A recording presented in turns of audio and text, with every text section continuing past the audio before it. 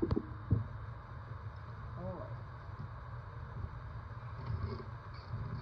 I think this is unit 7. We're talking about triads and chords. Now, there's something that I definitely want to mention, and I hope that I tell this to you correctly the first go round.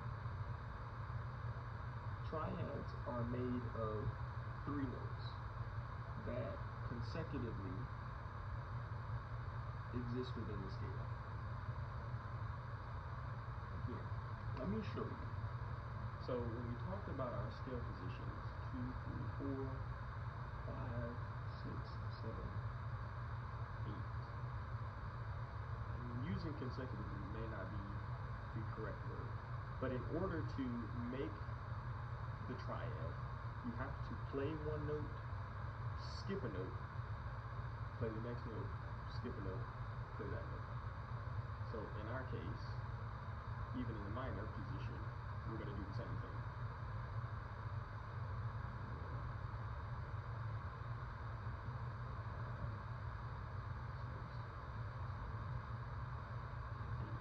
In this case, to make our triads, we're going to skip the second note, and we're going to skip our fourth note. We're going to focus on 1, 3, and 5, and 1 flat 3 and 5, which is what we have here.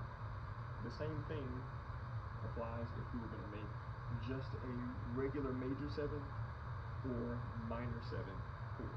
All we're doing is skipping that note and additionally adding that note. When we think about chords, or how I think about chords, and how I've explained it in the Think on Be All textbook, is not all chords can be considered triads, but all triads are considered chords. And so what that means is you can have a chord that has 3 notes in it, but those 3 notes may not be a part of the triad, or they may not consist of what makes a triad. The same actually does apply to a triad, because if I had 2 of the same notes and I played 1 additional note, that doesn't necessarily make a triad or a chord. So there are a few rules to how you think about those. Number 1 is all 3 of those are different. None of them are the same note being played. So let's start with the triad. C, E, G. That's a triad. C, E flat, G. That's a triad. It's only 3 notes. C, G, C.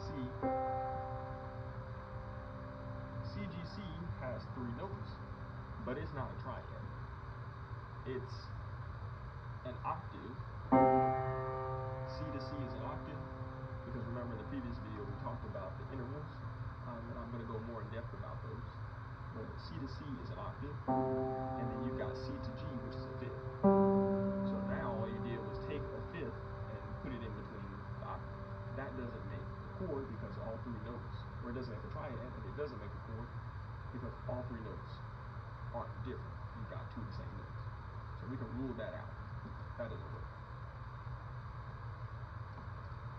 If we did C, G, B flat, or G, B, sorry, in your head, all 3 of those notes, or all 4 of those notes, are different. So it can be considered a chord, but it's not a triad because there are 4 notes instead of 3. The difference, and this is the point that I wanted to initially hopefully say correctly, is that I can take out one of those notes. So I can play C, E, and B instead, or this is not a triad, it's still a 7th chord. And the reason why it's a 7th chord is because I left the note that was in the 7th position. The same if I played C, E flat, E,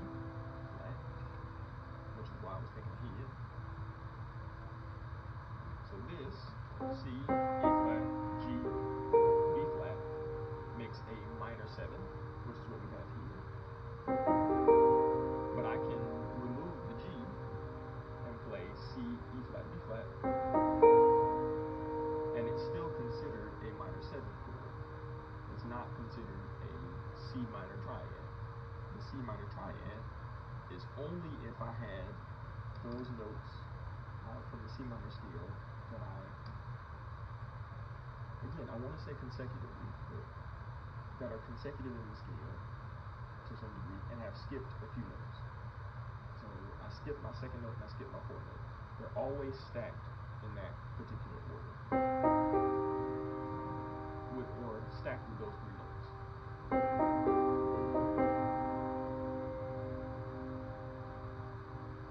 And that's pretty much it for how to make major and minor triads and chords. There's not a whole lot to the breakdown of how to make them.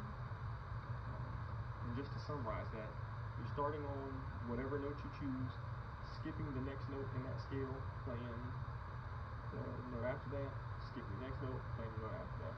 So in this case, we're playing the first note, skipping the second one, playing the third one, skipping the fourth one, playing the fifth one to make our triad. And to make our 7th chord, we're skipping the 6th note and we're adding the 7th. If you add or change around any of those notes, it changes whether it's considered a triad or it changes the chord that you played. So again, very easy to start in the position for a major and then just change the notes according to the position if you're changing to a minor. I will include at least a basic list of that because it can get kind of tricky. So you can play a major, and then you can only decide, or you can choose to only decide to swap one note, and then that changes the chord altogether. So here